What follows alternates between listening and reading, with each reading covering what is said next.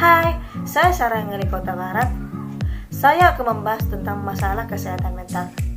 Gangguan mental adalah suatu kondisi kesehatan masalah yang melibatkan perubahan emosi, pikiran, ataupun perilaku. Gangguan ini berhubungan dalam masalah kegiatan, sosial, pekerjaan, ataupun keluarga.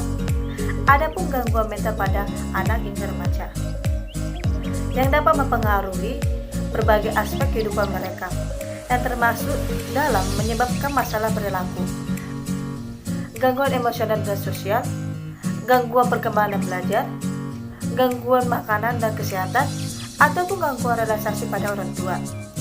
Saat ini, masih banyak stigma negatif yang dapat diterima oleh gangguan mental di Indonesia.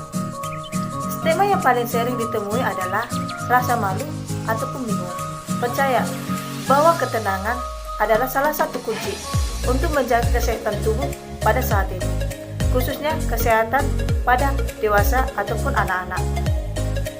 Sikap-sikap terhadap kesehatan ada 4. Yang pertama, sikap terhadap diri sendiri.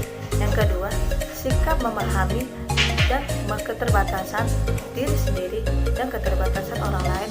Yang ketiga, sikap memahami bahwa semua tingkah laku ada penyebabnya. Dan yang terakhir, yang keempat, sikap memahami dorongan untuk aktualisasi diri. Jenis-jenis gangguan mental yang dapat dialami anak-anak adalah yang pertama, gangguan kecemasan. Anak-anak yang memiliki gangguan kecemasan seperti gangguan obsesif kompulsif, gangguan stres pasca trauma, fobia sosial, dan gangguan kecemasan biasanya mengalami kecemasan secara terus-menerus dan dapat mengganggu kegiatan sehari-hari mereka. Yang kedua, beberapa kekhawatiran adalah hal normal bagi setiap anak. Seringkali khawatir terjadi karena anak berubah dari satu tahap perkembangan ke tahap perkembangan lain.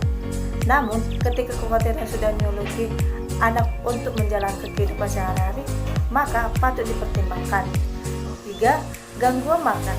Ada berbagai macam seperti anoreksia nervosa, bulimia nervosa, gangguan makan berlebihan. Itu semua merupakan kondisi yang serius, bahkan dapat menyebabkan kejiwaan. Yang keempat, gangguan mood. Contohnya adalah depresi dan gangguan bipolar. Gangguan mood yang dimiliki anak ini dapat menyebabkan untuk tersebut merupakan perasaan sedih terus-menerus atau perubahan suasana hati yang ekstrim dan parah. Yang kelima, skizofrenia. Penyakit mental kronis ini menyebabkan anak kehilangan kontak dengan kenyataan atau psikosis. Maksudnya, anak menjadi sering berhalusinasi. Skizofrenia paling sering muncul pada remaja akhir hingga 20-an. Tanda-tanda anak terkena gangguan mental. Yang pertama, anak memiliki perasaan sedih atau putus asa.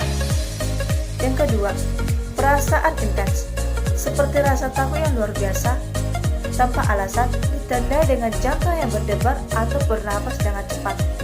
Yang ketiga, perubahan perilaku secara drastis dan biasanya perilaku tersebut berbahaya atau di luar kendali. Yang keempat, anak kesulitan berkonsentrasi. Yang kelima, penurunan berat badan yang tidak biasanya ditanam. Anak akan lebih sering sakit kepala dan perut daripada memperhatikan kesedihan atau kecemasannya. Yang ketujuh, kadang-kadang kondisi kecemasan mental menyebabkan seorang anak melukai dirinya sendiri. Anak ini mempunyai keinginan untuk bunuh diri.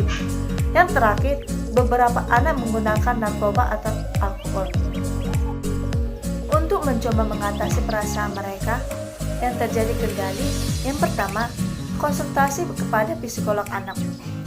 Mempertimbangkan untuk membicarakan masalah ini kepada orang tua dengan anak untuk melihat apakah mereka memperhatikan adanya perubahan pada perilaku anak atau tidak. Yang kedua, beri dukungan anak dengan sebelumnya. Biasanya, sebelum anak didiagnosa dengan gangguan mental, orang tua dan anak memiliki hubungan yang tidak baik, memiliki perasaan tidak berbahaya, marah, dan frustasi. Sebagai contoh, sebagai orang tua, dalam melakukan pencegahan dan upaya mengatasinya adalah pertama, secara deteksi. yaitu dengan perlu perhatikan dengan segala pihak. Yang kedua, cara intervensi secara menaruh berfokus untuk melakukan peningkatan gangguan mental anak kegiatan secara positif yang dapat dilakukannya secara sehari-hari. Oke, sekian dari penjelasan saya ucapkan terima kasih.